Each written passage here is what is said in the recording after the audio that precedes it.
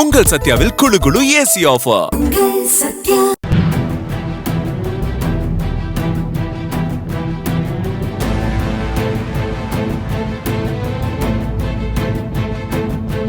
திருவண்ணாமலை மாவட்டம் கலசப்பாக்கம் காவல் நிலைய எல்லைக்குட்பட்ட கோவூர் கிராமத்தைச் சேர்ந்தவர் 26 வயது சதீஷ்குமார்.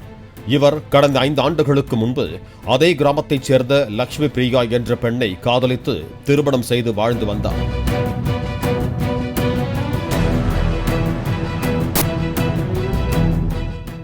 இவர்களுக்கு 4 வயது ஆண் குழந்தையும் உள்ளது.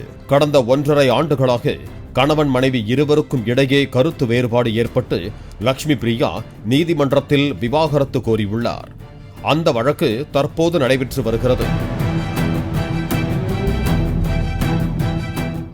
இதனிடையே லட்சுமி பிரியா தனது பெற்றோர் வீட்டில் 4 வயது மகனுடன் வசித்து வருகிறார். காதல் கணவர் சதீஷ்குமாரின் குடிப்பழக்கத்தாலும் அவரது நடவடிக்கைகள் ஒத்துப்போகாததாலும் மன உளைச்சலுக்கு ஆளான மனைவி லட்சுமி பிரியா அவரை விட்டு பிரிந்து வந்து நீதிமன்றத்தில் விவாகரத்து கோரி வழக்கு தொடுத்ததாக கூறப்படுகிறது. இதனைத் தொடர்ந்தும் குடிப்பழக்கத்தை கைவிடாத மனம் திருந்தாத சதீஷ்குமார் முன்பை விட அதிகமாக குடித்துவிட்டு மாமியார் வீட்டுக்கு வந்து தொடர்ந்து பிரச்சனை செய்து வந்துள்ளார்.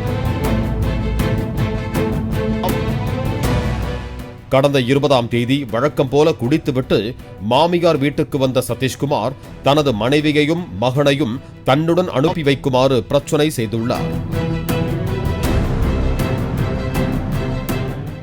விவாகரத்து வழக்கு நீதிமன்றத்தில் நடப்பதால் உன்னுடன் மனைவி பிள்ளைகளை அனுப்ப முடியாது, எதுவாக இருந்தாலும் நீதிமன்றத்தில் பார்த்துக்கொள் என லட்சுமி பிரியாவின் குடும்பத்தினர் கூறியுள்ளனர்.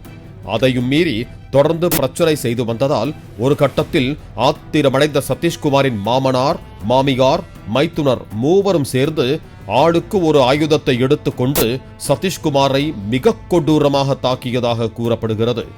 இந்த தாக்குதலில் சதீஷ்குமார் பலத்த காயமடைந்து சம்பவ இடத்திலேயே இரத்த வெள்ளத்தில் உயிரிழந்தார்.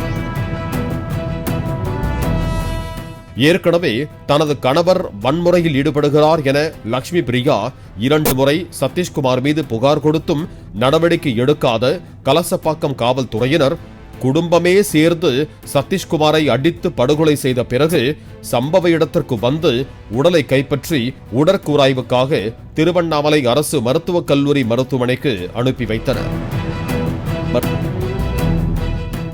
மேலும் இச்சம்பவம் குறித்து வழக்கு பதிவு செய்து சதீஷ்குமாரின் மாமனார், சின்ன குழந்தை, மைத்துனர் தினேஷ் ஆகிய 2 கைது செய்திருக்கிறார்கள். மேலும் தலைமறைவாக உள்ள மாமியார் பாப்பாத்தியை போலீசார் தீவிரமாக தேடி வருகிறார்கள். பாலிமர் செய்திகளுக்காக கலசப்பாக்கம் செய்தியாளர் ஜெய் கணேஷ்.